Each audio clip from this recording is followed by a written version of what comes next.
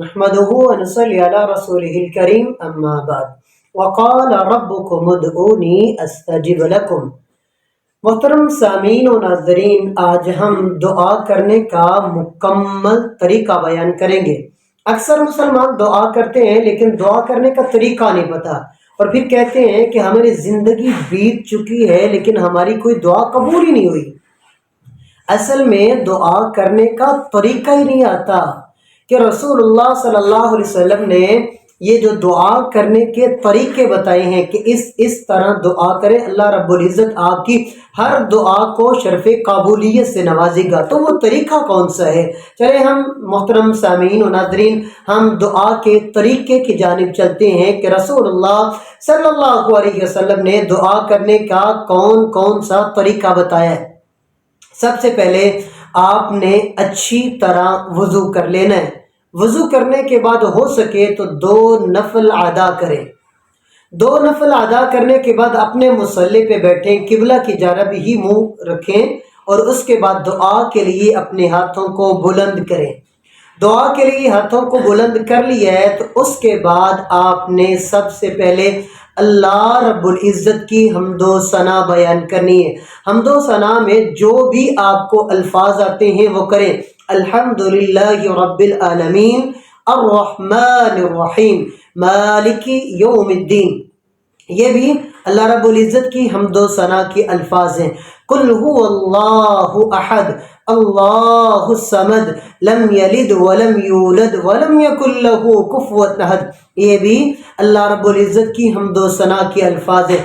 آپ اپنی زبان میں بھی اللہ رب العزت کی حمد و ثنا بیان کر سکتے ہیں۔ اللہ تو ساری کائنات کا خالق و مالک ہے، اللہ تو سب کو کھلانے والا پلانے والا، اللہ تیرا کوئی ہم سفر نہیں ہے، اللہ تجھے کوئی مشورے دینے والا نہیں ہے، اللہ تیرے آگے کوئی اولاد نہیں ہے، نہ تو کسی کی اولاد ہے۔ اپنے الفاظ میں اللہ رب العزت کی تعریف بیان کریں، حمد و ثنا بیان کریں۔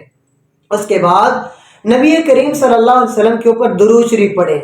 درود شریف رسول اللہ صلی اللہ علیہ وسلم کی حدیث مبارکہ ہے کہ جو دعا کے شروع میں اور دعا کے آخر میں، جو دعا کے شروع اور آخر میں درود شریف پڑھ لیا جائے اور درمیان میں جو بھی دعا مانگی جائے، اللہ اس دعا کو رد کرتا ہی نہیں ہے۔ اللہ اس دعا کو 100% ہے کہ اللہ شرف قبولیت سے نوازے گا۔ ہم دعا میں درود شریف نہیں پڑھتے، اس کے بعد آپ سب سے پہلے درود شریف پڑھ لیا، اس کے بعد اللہ رب العزت سے اپنے گناہوں کی معافی مانگیں۔ اللہ مجھے معاف کر دے، اللہ میں نے ساری زندگی گناہ کی، اللہ تیری نافرمانی ہوگی معاف کر دے۔ اس کے بعد اپنے گناہوں کی معافی مانگ لیے، اس کے بعد مسلمانوں کے لیے دعا کریں۔ رسول اللہ صلی اللہ علیہ وسلم نے فرمایا جو کسی مسلمان کی غیر موجودگی میں اس کے حق میں دعا کرتا ہے تو اللہ رب العزت نورانی فرشتوں کو حکم دیتے ہیں، اے میرے نورانی فرشتوں، جو مسلمان جو یہ اپنے مسلمان کے لیے دعا کر رہے اس کی غیر موجودگی میں، اے میرے فرشتوں تم اس کے حق میں دعا کرو کہ اللہ تو سب سے پہلے اس کو وہ چیز عطا کر۔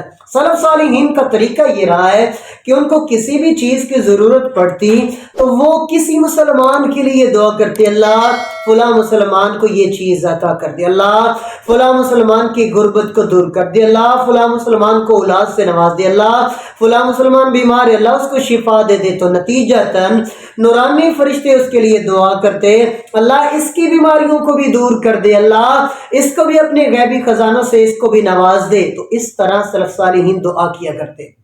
اس کے بعد آپ اپنے لیے جو کچھ مانگنا ہے مانگیں، اللہ رب العزت اب آپ کی دعا کو قبول کرے گا۔ آپ نے دعا کر لی، اس کے بعد پھر درود شریف پڑھیں اور اپنی دعا کا اختتام کر دیں۔ تو یہ ہے دعا کرنے کا مکمل طریقہ۔ اس طریقے کے مطابق اگر ہم دعا کریں گے تو اللہ رب العزت ہماری دعا کو ضرور بضرور شرف قبولیت سے نوازے گا۔ اگلی ہم ویڈیو میں بیان کریں گے کہ وہ کون سے اوقات ہیں جن اوقات میں اللہ رب العزت سے ہم دعا کریں تو اللہ اس دعا کو کبھی بھی رد نہیں کرتا۔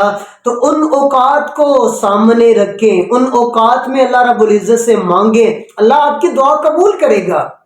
تب تک کے لیے اجازت دیجیے، اللہ حافظ، السلام علیکم۔